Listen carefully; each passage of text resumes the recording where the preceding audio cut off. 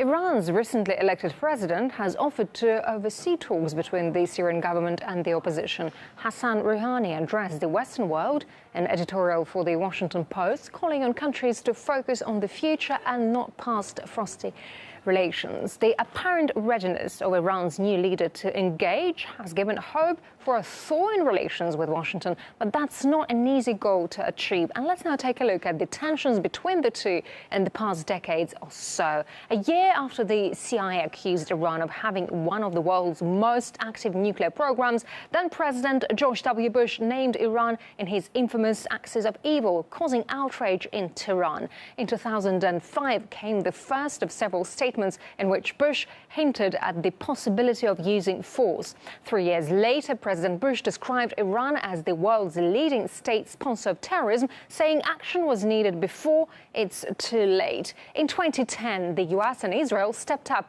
cyber war efforts aimed at disrupting one of Iran's main nuclear power plants. In summer 2012, the US imposed some of its most crippling sanctions, banning world banks from completing oil transactions with Tehran. A few countries were exempt in return for an agreement to cut oil imports from Iran. And just this September, President Obama hinted that pulling back on a strike against Syria doesn't mean he would do the same when it comes to Iran. And in light of Iran's current apparent change of tone, RT's Anissa Naouai takes a look at how responsible America is likely to be.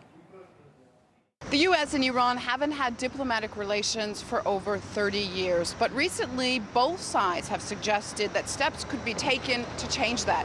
Next week, the new Iranian president will visit the UN General Assembly, and the Obama administration is preparing for high-level talks between Iranian and U.S. officials, possibly even a direct exchange. So could this be the beginning of a thaw after 3 decades of failed foreign policy towards Iran? Well, joining me now to speak more about that is Hilary Mann Leverett and Flint Leverett, co-authors of Going to Tehran, Why the United States Must Come to Terms with the Islamic Republic of Iran.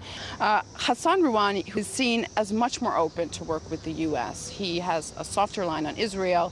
He has come out and said that Iran is not going to seek nuclear weapons. Is that enough to change U.S. policy towards Iran? The Obama administration is very fortunate in terms of the incoming, the new Iranian administration. Both President Rouhani and his foreign minister, Mohammad Javad Zarif, have a lot of experience dealing with the West, dealing with international law. They both have PhDs in international law. We worked very closely. I, in particular, I personally, while I was working for the State Department, negotiated with Iranian officials, including the foreign minister Zarif, over Afghanistan to overthrow the Taliban, set up a new government there. The problem really is on the U.S. side. You don't have that on the U.S. side. You don't have a real serious understanding of what Iran's interests are, what their needs are, how to work with Iran in the framework of international law. The U.S. makes demands for concessions that have no basis in international law. So until there can be a real change on the U.S. side to work with other countries, especially Iran, within the framework of international law, I'm afraid any negotiations aren't going to get far. I think that particularly for President Obama, it's been two things. One is a sense that he doesn't really appreciate that at this point the United States needs an improvement in relations with Iran, at least as much as Iran can benefit from an improvement in relations with America. But that gets to the second big flaw. Is Obama really prepared to accept the Islamic Republic as an enduring and legitimate political entity representing legitimate national interests? If he is, then the possibilities for improvement in relations are enormous. But if he's not prepared to do this, whatever nice meeting he might have with Rouhani next week in New York, whatever other nice exchanges there might be, that's not really going to be substantive. Well, we will certainly be watching very closely next week in New York. Thank you so much for your analysis.